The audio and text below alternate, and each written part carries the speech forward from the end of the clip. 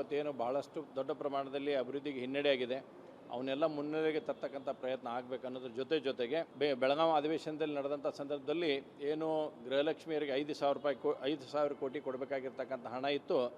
ಸನ್ಮಾನ್ಯ ಸಿದ್ದರಾಮಯ್ಯನವರು ಕಳೆದ ಅಧಿವೇಶನದಲ್ಲಿ ಕೂಡ ನಾವು ಅದ್ರ ಬಗ್ಗೆ ಪ್ರಸ್ತಾವ ಮಾಡಿದಾಗೂ ಆಯ್ತಪ್ಪ ನೋಡ್ತೇನಪ್ಪ ಕೊಡ್ತೇನಪ್ಪ ಅಂತಕ್ಕಂಥ ಮಾತನ್ನು ಹೇಳಿದರು.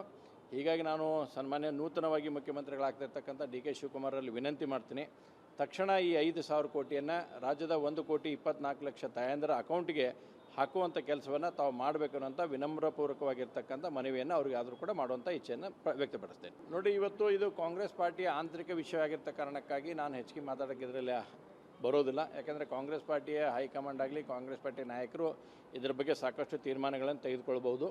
ಆದರೆ ಒಂದು ಜನತೆಯ ಇವತ್ತು ನಿರೀಕ್ಷೆ ಇದೆ, ಒಂದು ಒಳ್ಳೆಯ ಆಡಳಿತ ಕೊಡ್ತಕ್ಕಂಥ ಸಚಿವ ಸಂಪುಟ ಜಾರಿಗೆ ಆಗಬೇಕು, ಯುವಕರಿಗೆ ಒಂದಿಷ್ಟು ವಿಶೇಷವಾಗಿರ್ತಕ್ಕಂಥ ಆದ್ಯತೆಯನ್ನು ಕೊಡಬೇಕನ್ನತಕ್ಕಂಥದ್ದು ಎಲ್ಲರಿಗದೇ ಇದೆ.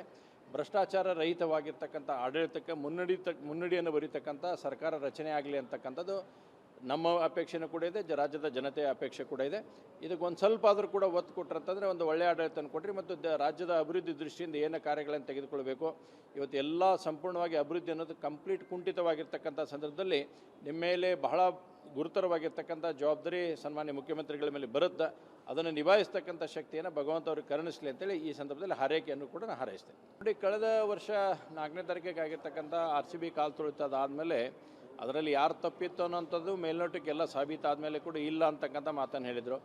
ಸಬ್ ಕಮಿಟಿಯನ್ನು ಕೂಡ ಅವ್ರು ಮಾಡಿದ್ದಾರೆ. ಬಟ್ ತಾವು ಹೇಳಿದಾಗೆ ಪರಮೇಶ್ವರ್ ನೇತೃತ್ವದಲ್ಲಿ ಇನ್ನೂವರೆಗೂ ಕೂಡ ಕಮಿಟಿ ಕೇವಲ 1 ಸಲ 2 ಸಲ ಸೇರಿದು ಬಿಟ್ಟರೆ ಮತ್ತು ಸೇರಿ ಅದರ ನಿರ್ಣಯವನ್ನು ತೆಗೆದುಕೊಂಡಿಲ್ಲ.